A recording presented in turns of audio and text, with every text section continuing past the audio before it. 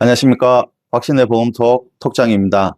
오늘 두 번째 영상으로 여러분들과 인사를 나누게 되었습니다. 세 가지 주제를 가지고 어느 영상을 먼저 찍을까 혼자 고민을 하다가 여러분들에게 물어보고 여러분들이 생각하는 우선순위의 영상을 찍는 것이 더 도움이 되지 않을까 싶어서 제가 박신의 보험톡 채널에 게시물에다가 설문조사로 이렇게 올렸고요. 오늘 영상을 촬영하는 이 시점까지 가장 많은 분들이 원하는 주제는 설계사가 되는 방법이었습니다. 그래서 오늘은 우선적으로 설계사가 되는 방법에 대해서 여러분들에게 소개시켜 드리는 영상을 만들어서 안내를 드리고자 합니다. 그래서 오늘 영상은 여러분들이 어떻게 하면 내가 설계사가 될 수 있는지 그 방법적인 부분과 또 설계사를 되기 위해서 내가 어떤 고민을 해야 되는지에 대해서 지금 현재 부업을 하고 있는 사람으로서 제가 경험했던 부분 그리고 제가 준비한 자료들을 바탕으로 여러분들과 이야기를 나누도록 하겠습니다. 자, 먼저 제가 여러분들에게 소개시켜 드리고 싶은 부분들은 전체적인 흐름이 어떻게 되는가에 대해서 이야기를 나눠드리고 싶은데요. 제가 생각하는 설계사가 되는 방법, 그게 전속 설계사가 되든 엔잡너 부업으로 시작이 되든 설계사라는 자격을 취득하기 위해서 필요한 절차에 대해서 제가 6단계로 나눴습니다. 참고 자료를 준비해서 여러분들에게 조금 더 이해가 쉽도록 준비를 했습니다. 제가 비록 작아지더라도 오해하지 마시고 조금 더 큰 화면에서 여러분들이 필요한 내용들을 자세히 볼 수 있도록 자료도 준비했으니까요. 자료를 보시면서 이야기를 들으시면 조금 더 이해에 도움이 되실 겁니다. 그래서 제가 생각하는 6단계로 시험에 준비가 돼야 된다고 생각을 해서 단계별로 제가 주제에 대한 설명을 드리도록 하겠습니다.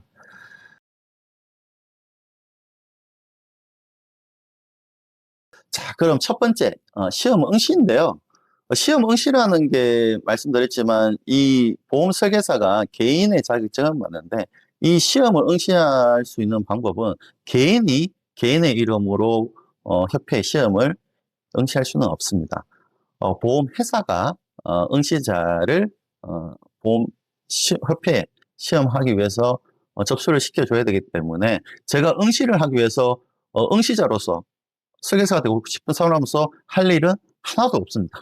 여러분들은 응시에 대한 고민보다는 내가 어느 조직을 통해서 응시할 것인가에 대한 고민을 더 많이 하셔야 됩니다. 그래서 첫 번째 시험 응시, 내가 할 수 있는 건 없다입니다.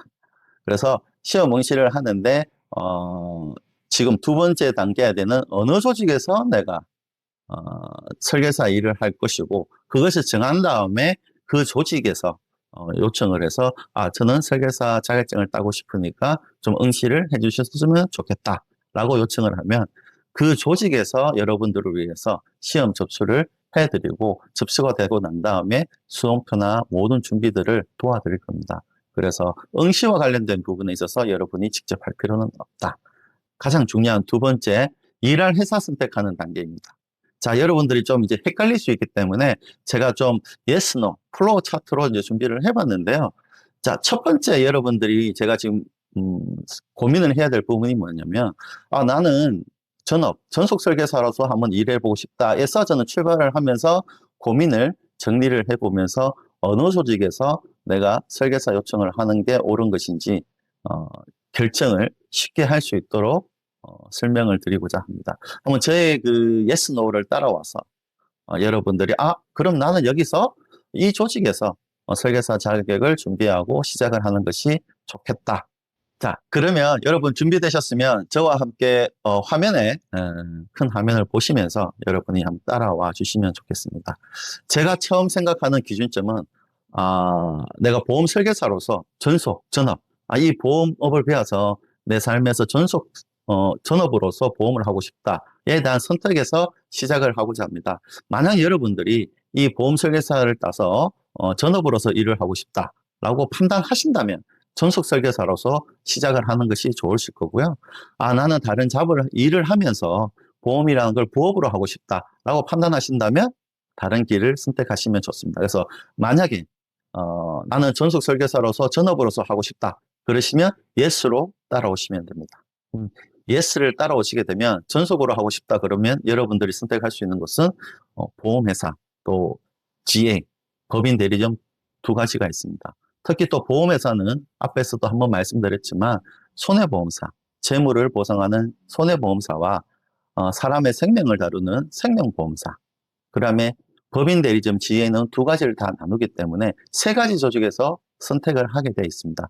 이 세 가지 선택을 하기 위해서 또 다른 질문을 제가 드려보도록 하겠습니다. 나는 전속으로서, 전업으로서 보험 설계사를 하고 싶은데, 초기에 혼자서 보험업을 공부하고, 또, 보험 설계를 어떻게 하는지, 초기에 정착하고 지원되는 금액이 있으면 좋겠다. 그래야지만이 내가 초기 보험 설계를 배우는데 안정적일 수 있다, 없다에 대한 기준을 가지고 판단을 해보시면 좋겠습니다. 만약에 나는 괜찮아. 나는 주변에 보험을 아는 많은 분들이 있고 교육은 내가 누구한테든지 내가 배울 수 있어 라고 판단하신다면 GA로 선택을 하시면 됩니다.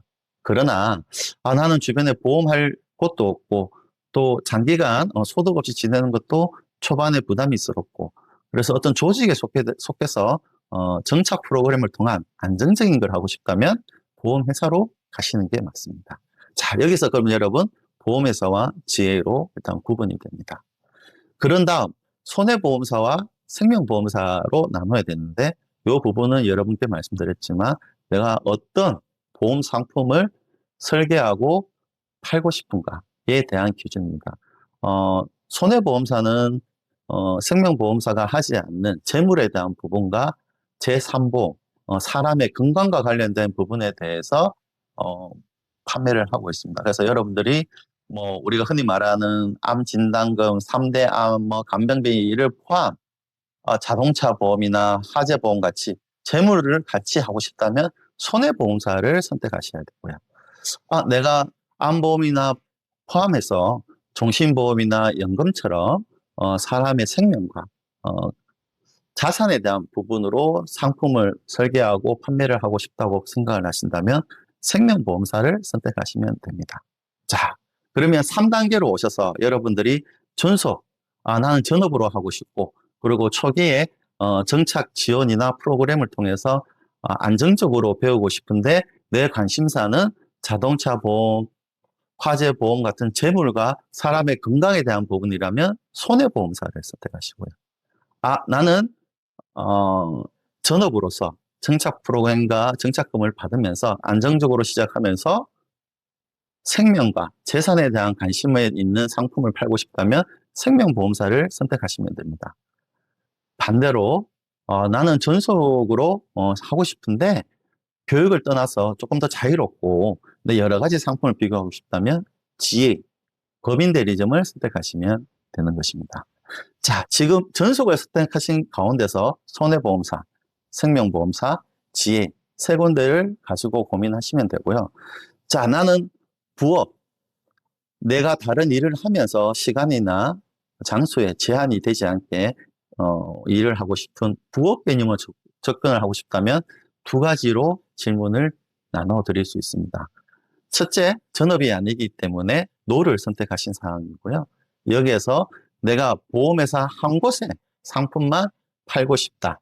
나는 너무 많은 보험회사의 상품이나 시스템을 만지기에 어려움이 있고 교육을 받기 힘들기 때문에 한 보험회사에 상품을 부업을 하고 싶다면 현재 광고를 하고 있는 3개 보험회사 중에 하나를 선택하셔서 설계사 자격증을 취득하시면 됩니다. 반대로 나는 짧은 시간에 전속은 아니지만 여러 보험회사의 상품들을 비교 분석하면서 부업을 하고 싶다면 GA, 법인 대리점을 선택하시면 됩니다. 따라서 지금 시험 응시를 여러분들이 어디서 어떤 부분에서 내가 조직 활동을 하겠다고 결정을 하시고 난 다음에 그 조직에 들어가서 그 조직에 요청을 하게 되면 그 조직이 여러분들을 대신해서 시험을 응시해 줄 것입니다. 그래서 여러분들이 응시와 관련된 부분에 있어서는 내가 직접 응시하는 부담이 아니라 내가 어느 조직에서 일을 시작해서 할 건가에 대한 선택을 하고 그 조직에 내가 시험을 치고 싶다라고 의사를 표명하면 선택된 조직에서 여러분들이 설계사가 될 수 있도록 시험 응시와 시험에 관련된 절차를 알려줄 것이기 때문에 이 부분은 걱정하지 않으셔도 됩니다. 자, 단계 시험 공부에 대해서 여러분들과 이야기를 나눠보도록 하겠습니다. 위에 보시면 열심히 여러분과 같이 달려가고 있는 캐릭터가 있습니다. 2단계 시험 응시가 완료됐으면 이제 시험 일정이 잡혔기 때문에 시험 당일까지 저희는 열심히 시험 공부를 해야 됩니다.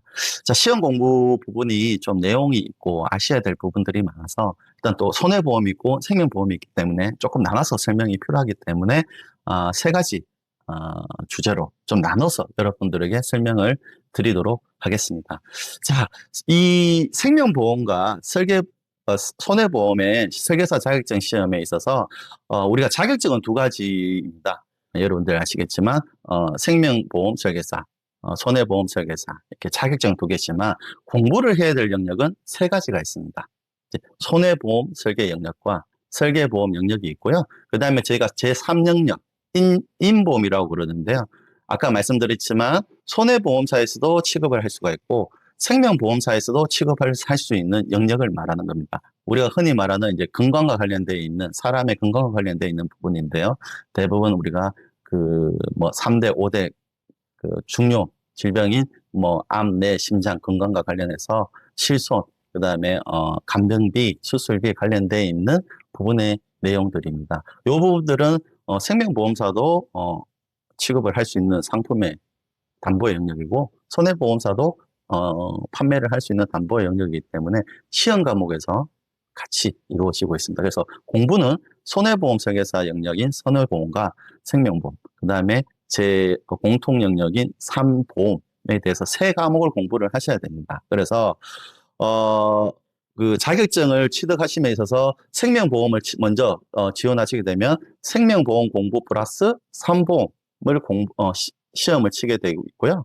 손해보험사 설계사 자격증을 따시게 되면 손해보험과 산보험을 공부를 하시고 자격증을 따게 되어 있습니다. 그래서 뭐 아까 말씀드렸지만 전속 설계사로서 생명보험사의 설계사가 되신다고 계획하시면 생명보험 설계사 자격증을 따시면 되기 때문에 생명보험과 제3영역만 공부하셔서 시험을 치시면 되고요. 손해보험사 쪽에 가셔서 설계사 전속을 하고 싶다면 손해보험과 제3영역을 하는 손해보험 두 과목만 공부하셔서 손해보험 설계사를 자격증을 따시면 됩니다. 근데 만약에 이제 GA 법인 대리점 가서 모든 걸 다 하고 싶다면 뭐 첫 번째 생명보험사 설계사 자격증을 딸 수도 있고 손해보험사 설계사 자격증을 딸 수도 있습니다. 이거는 시험 일정이나 뭐 지원하신 GA 일정에 따라서 정해질 수 있기 때문에 우선 첫 번째 보는 시험에서는 뭐 생명보험 설계사를 따셨다, 지원을 하셨다. 그러면 동일하게 생명보험과 산보험을 가지고 자격증을 먼저 취득을 하실 수 있습니다. 그런 다음 손해보험 영역을 공부를 하셔야 되는데 그때는 손해보험 영역만 자격증을 따시면 되고요. 산보험은 시험 과목에서 시험은 치지만 본인은 손해보험 영역만 시험을 치셔서 100점 안에서 60점 넘으면 자격증을 취득하게 되어 있는 부분입니다. 그래서 이 시험 부분에 대해서 조금 이해가 필요하기 때문에 제가 우선적으로 이렇게 설명을 드린 부분입니다. 그래서 자격증은 두 가지, 손해보험 설계사, 생명보험 설계사. 하지만 공부하는 영역은 세 가지다. 그 세 가지에서 공통인 3영역은 두 손해보험 회사와 생명보험 회사가 같이 취급하는 담보를 다루는 영역이라고 생각하시면 될 것 같습니다.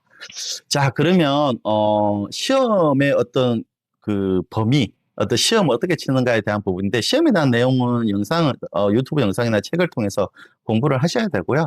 그러면 이제 생명 설계사, 손해보험사 시험이 있는데 생명보험 설계사인 경우에는 문항수가 40문항이고요.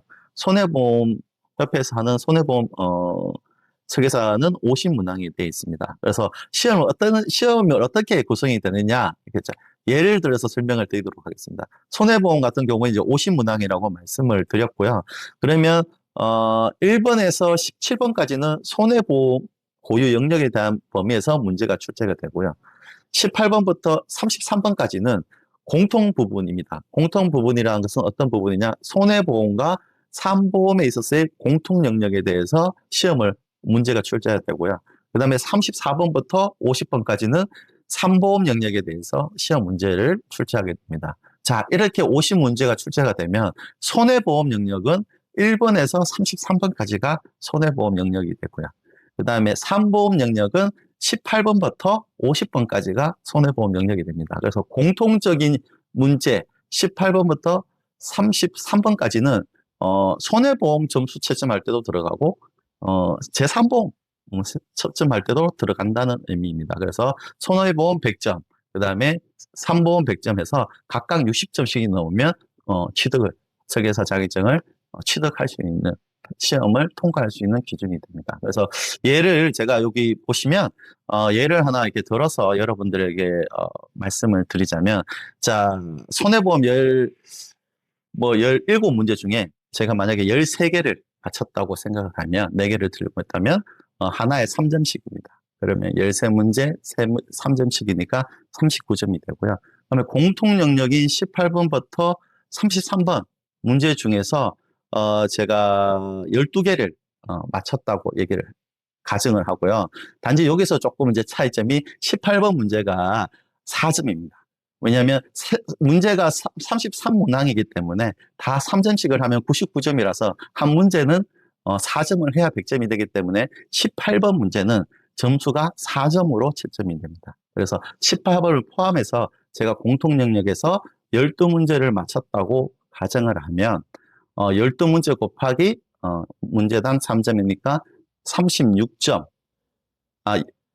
11문제. 12문제를 다 맞춰 18번이니까 18번 한 문제와 11문제를 포함해서 33점. 그 다음에 18번 4점을 해서 37점이 되는 겁니다. 그래서 공통 영역에서 내가 37점을 맞았고 손해보험 영역에서 39점을 맞아서 합치면 76점. 그러니까 손해보험 영역, 손해보험 시험에서는 제가 76점으로 60점을 넘기 때문에 합격이 가능한 겁니다. 자, 그러면 여기 공통 영역에 있는 이 37점은 산보험의 점수를 채점했을 때도 포함이 되는 겁니다. 그래서 제3보험의 34번부터 50번 문항에서 내가 몇 개를 틀렸는가를 해서 여기서 제가 만약에 30점을 맞았다면 이 30점과 37점이 되시면 67점으로 산보험도 같은 날 합격이 되는 겁니다. 그러면 제가 손해보험사로서 설계사로서 손해보험과 산보험에 대한 시험을 같은 날 합격이 되는 거고요. 이런 다음에 생명보험사 시험을 치러 갔을 때 만약에 생명보험사는 40문항이라고 제가 말씀을 드렸는데요.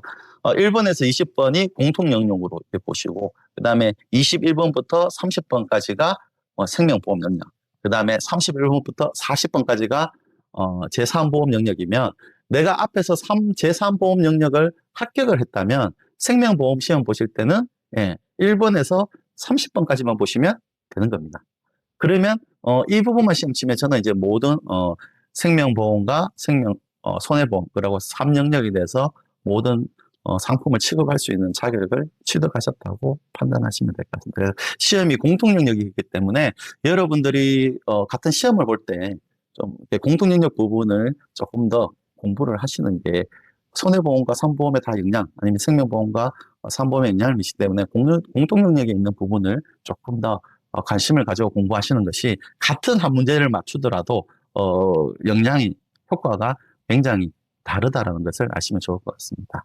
그래서 시험은 이렇게 동시에 손해보험사 시험을 보신다 그러면 두 가지 과목을, 또 생명보험사 시험을 보신다면 두 가지 영역의 시험을 보고 그 시험도 또 공통 영역을 가지고 점수를 채점한다라는 것을 아시면 참 좋을 것 같습니다.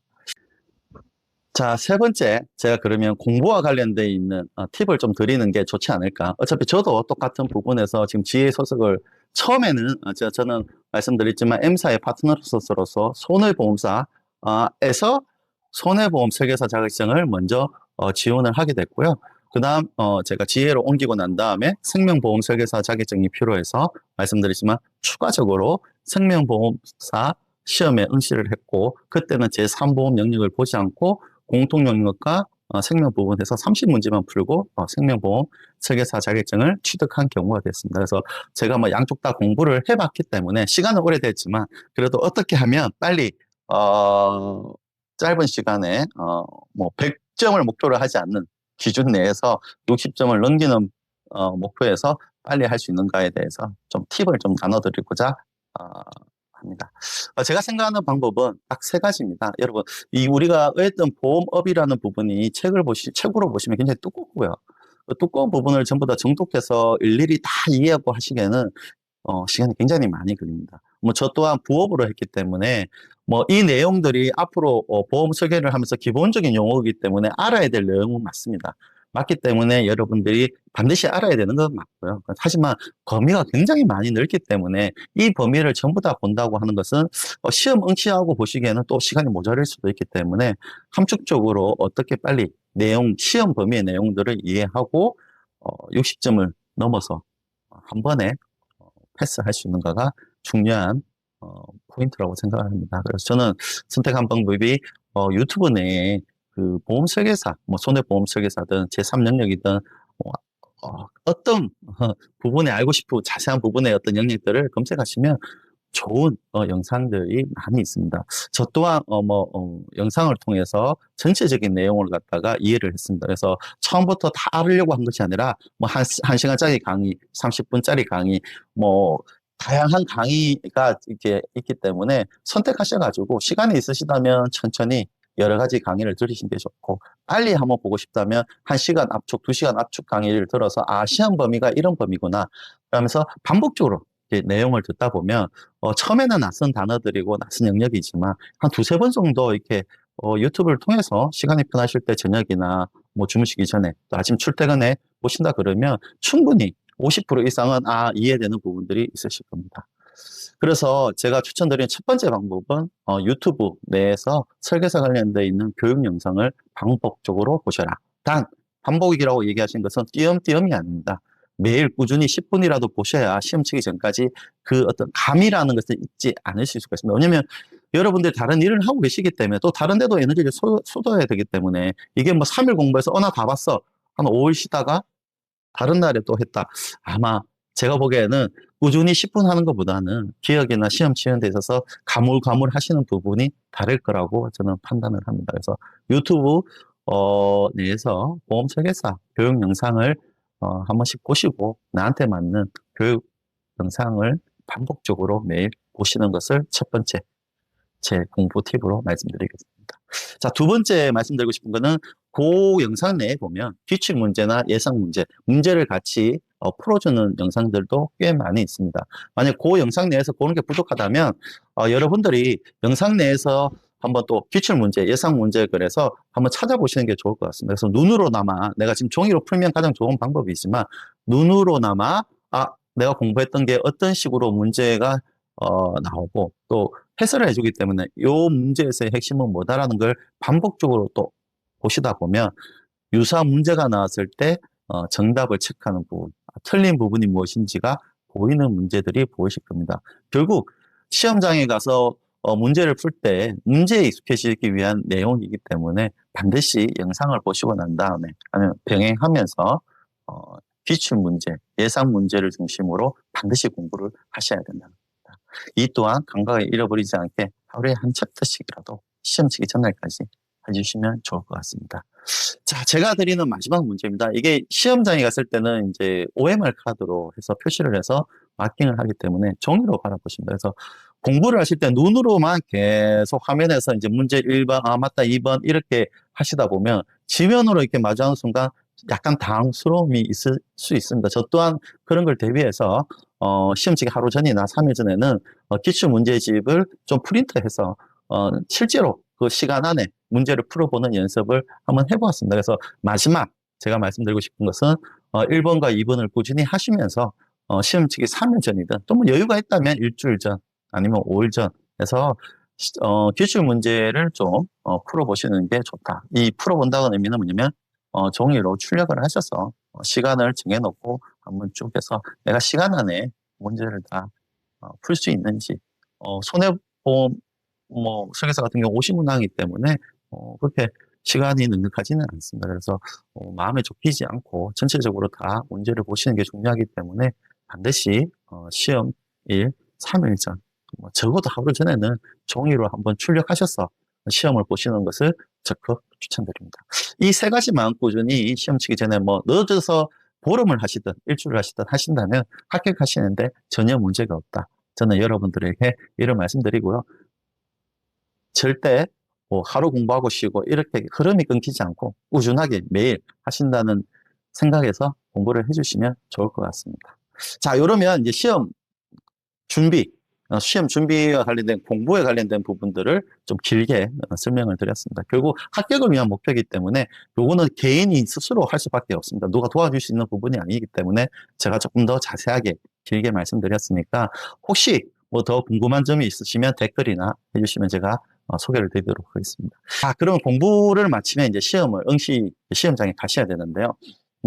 제가 이제, 이건 뭐 큰 문제는 아니지만, 제가 주변에서 많이 본 건 뭐냐면, 공부를 시작하시고, 이 시험이 어차피 오전에, 배정이 될 수도 있고, 내 시험이 오후에 될 수도 있는데, 지정되어 있는 시험장에, 상설 시험장에 가서 시험을 보시기 위해서는, 본인이 하던 일에서, 뭐, 밤낮을이든, 아니면 하루를 빼고 이렇게 해야 되는데 이 시험 미리 이제 정해지면 그 날에 일정을 조정하지 못해서 시험을 못 보시는 경우들, 불참하는 경우가 생깁니다. 굉장히 아까운 부분입니다. 이게 한 달에 한 번 준비해서 하게 되고 그걸 놓치면 또 공부하고 이게 반복이기 때문에 제가 말씀드린 거는 시험 당일 일정에 대해서는 사전에 좀 조율해서 시험에 꼭 참석할 수 있도록 일정을 조정해달라. 이 부분만큼은 꼭 말씀드리고 싶습니다. 그냥 뭐 대충 있다, 다음날 시험이네, 나 다음날 못 갔는데 이런 경우. 또 내가 시간 비우기 힘든 시기에 시험을 보시는 것도 좀 고민을 해보시면 좋겠습니다. 너무 바쁜 시기가 있지 않습니까? 각 업마다 바쁜 시기가 있고 뭐 도저히 우리가 말하는 뭐 아침 9시에서 저녁 5시 안에는 내가 시간을 절대 못 비운다고 그렇다면 그거는 절대 어려운 부분이니까 시험 시험 시간에 대해서 내가 시간을 비울 수 있는지 일정 체크 꼭 해주시기 바랍니다. 나머지 뭐 시험장에 들어가기 위해서 준비물, 뭐 신분증이라든가 컴퓨터용 사인펜이라든가 그다음에 이제 핸드폰 가져가지고 뭐 끄셔야 된다든가 이런 주의사항들은 뭐 여느 시험장 주의사항과 동일하기 때문에 뭐 우리가 응시표, 수험표를 받으시면 사전에 준비하셔 가지고 가시면 큰 문제는 없을 것 같습니다. 그래서 4단계에서 제가 말씀드리고 있는 시험 당일은 반드시 사전에 시험에 참석할 수 있는지 내 일정을 확인하시고 준비해 주셨으면 좋겠다는 말씀을 드리겠습니다.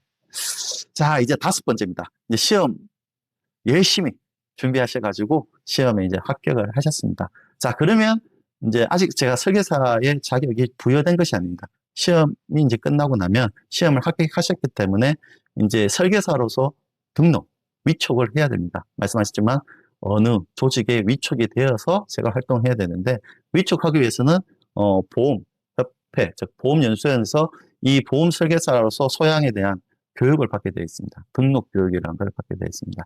그래서 뭐 손해보험사 아니면 제3영역, 손해보험사 제3영역 아니면 생명보험 제3영역, 뭐 손해보험 제 3가지 다에 따라서 돈을 내고 시간, 주어진 교육 시간을 이수하셔야 교육 이수증을 받고 이 이수증을 내가 일하고 싶은 조직에 제출을 해야 이제 보험협회에 제가 위촉될 수 있는 서류가 발급이 될 수 있습니다. 그래서 5번째는 시험을 합격 후에 위촉까지 필요한 등록 교육과 또는 뭐 이해 같은 경우에는 신용보증 관련된 부분들 등록을 위해서 필요한 과정에 대해서 말씀을 드리고자 합니다. 그래서 이 부분이 어떻게 보면 여러분들이 이제 시험을 합격하고 아직까지 설계는 아니지만 이제 보험업에 내가 보험 설계사로서 협회에 등록되는 공식적인 절차입니다. 그래서 등록 교육은 반드시 뭐 들으셔야 되는 거고요. 이게 등록 교육을 이수하지 않고는 설계소가 안 되기 때문에 이 부분은 보험연수원 사이트에서 들어가서 등록을 하고 받으면 됩니다. 그래서 저 같은 경우 제일 처음에 M사에서 할 때는 그 등록을 제 개인 정보를 제공하고 그 교육 듣기 위한 수수료를 내주는 경우고요. 뭐 생명보험사 지혜 제가 할 때는 제가 돈을 내고 교육을 이수한 경우입니다. 그래서 요 교육 관련되어 있는 부분에서 이 교육 수수료를 누가 뭐 조직에서 부담할 수도 있고 또 뭐 어떤 지혜에서는 본인이 부담할 수도 있는 거기 때문에 뭐 그 부분을 좀 그냥 아시면 좋고요. 교육 이수가 끝나고 나면 다 끝나고 나면 우리가 교육 이수 수료증을 받을 수가 있습니다. 무슨 수료증과 이제 내가 일할 조직에 가서 저 교육 다 받았습니다. 위촉을 해주시면 좋겠습니다. 라고 이제 이야기를 할 수 있는데요. 제가 이제 여기서 가장 중요한 위촉. 이제 제가 어느 조직에 소속돼서 계약을 맺는 부분입니다. 위촉 계약을 하는 거기 때문에 내가 제일 처음에 시험을 치기 위해서 조직을 선택을 해서 시험을 봤지만, 공부를 하고 주변에서 얘기 듣고 이 업에 와서 얘기를 듣다 보니 내가 제일 처음에 선택했던 조직은 좀 아닐 수 있을 것 같아. 나는 다른 조직에서 하고 싶어. 라고 할 때 한번 마지막 선택의 고민을 할 수 있는 시간이라는 점 명심하십시오. 물론 그 지원되는 부분에 있어서 이제 회사에서 받은 부분이 있거나 뭐 이런 부분이 있으면 좀 정산이 돼야 될 부분은 있지만 아직까지 내가 고객과 계약을 안 했기 때문에 내가 생각하는 생각이 바뀌어서 내가 지향하는 부분이 바뀌어서 조직을 변경을 해서 위촉을 하고 싶을 때는 반드시 이 시점에 처음에 말씀드린 조직과 얘기를 나눠서 결정을 하시는 게 좋다. 그래서 가장 5단계 중요한 거는 내가 위촉을 처음에 생각한 것과 똑같이 갈 것이냐, 아니면 생각이 좀 바뀌어서 바뀐 부분으로 옮길까를 결정할 수 있는, 수정할 수 있는, 변경할 수 있는 시간이다. 그래서 위촉하기 전에 이 부분은 한 번씩 꼭 다시 생각을 해보시고 결정을 해주시면 가장 좋을 것 같다 말씀드리고 싶습니다. 절대 이거 안 되잖아. 이 하나가 여러분들이 설계업을 제일 처음에 시작하셔가지고 설계를 하고 그 시간이 지났을 때 반드시 옮겨야 되거나 옮길 수밖에 없는 상황이 됐을 때 첫 번째 이 시간을 굉장히 후회스러워 하실 겁니다. 그래서 그런 후회를 만들지 않기 위해서 등록 교육하시고, 처음에 지원하신 조직에 위촉 계약을 하기 전 반드시 고민을 한번 해보시면 나중에 후회가 적은 시간이 되실 거라고 말씀드리겠습니다.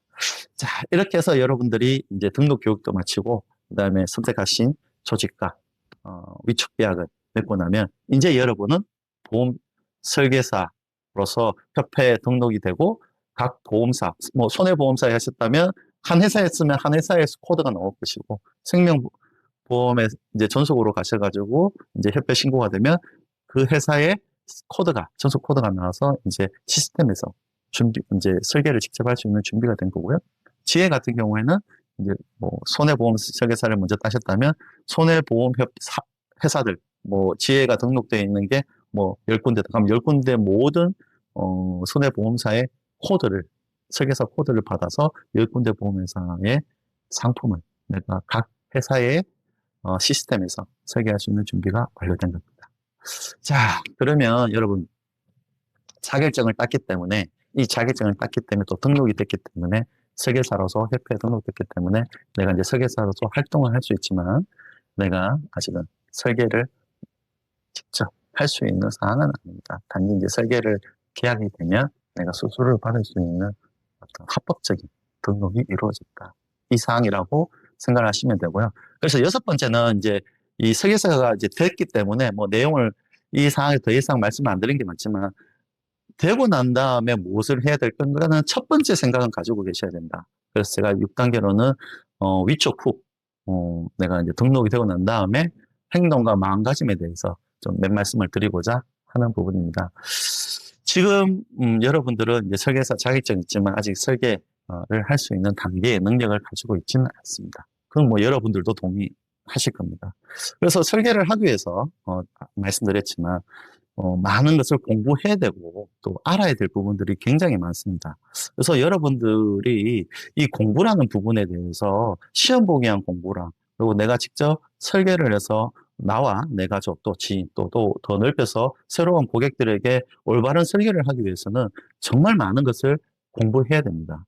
그래서 지금부터 설계사 자격증을 땄네? 나 이제 끝이 아니라 이제부터 설계사로서 활동하기 위한 기본적인 지식, 또 영업을 하기 위한 영업인으로서의 소양, 그 다음에 또 여러 사람을 대하는 부분이기 때문에 무형의 상품을 파는 세일즈맨이기도 하지만 또 사람의 아픔과 기쁨과 행복을 나눠주는 또 일을 해야 되기 때문에 그런 어떤 대인에 있어서의 어떤 스킬 같은 것도 반드시 익혀야 됩니다. 또한 이 일을 하다 보면 보험을 다 좋게 바라보시고 저희들의 도움을 흔쾌히 해주시는 분들도 있지만 보험에 대한 불필요성을 가진 분들도 있기 때문에 뭐 또 거절을 당하다 보면 좀 상처를 받을 수도 있습니다. 이런 부분 때도 자기의 어떤 마음가짐이나 기분을 어, 좀 컨트롤할 수 있는 본인이 힘들면 그래서 우리가 말하는 저 멘토가 있으면 이런 어떤 선배들로부터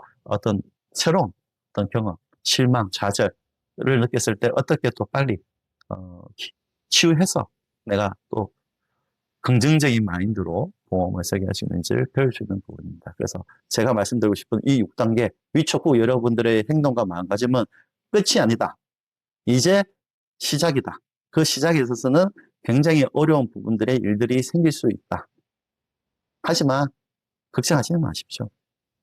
이날의 많은 설계사분들이 다 그쳐가고 있고 해가고 있고 할 수 있는 일들이기 때문에 처음에 낯선 점만 여러분들이 받아들일 준비만 돼 있다면 그 부분 역시 진화할 거라고 말씀드리고 싶습니다. 자, 오늘은 여러분들이 보험 설계사 어떻게 되는지 내가 M잡내를 하겠다고 생각을 했는데 그러기 위해서 먼저 설계사가 돼야 되고요. 설계사가 되기 위해서 내가 한번 어떻게 지원을 하거나 준비를 해야 되는지에 대해서 많은 분들이 우선 순위로 영상을 좀 요청하셔서 이렇게 소개해드리게 됐습니다.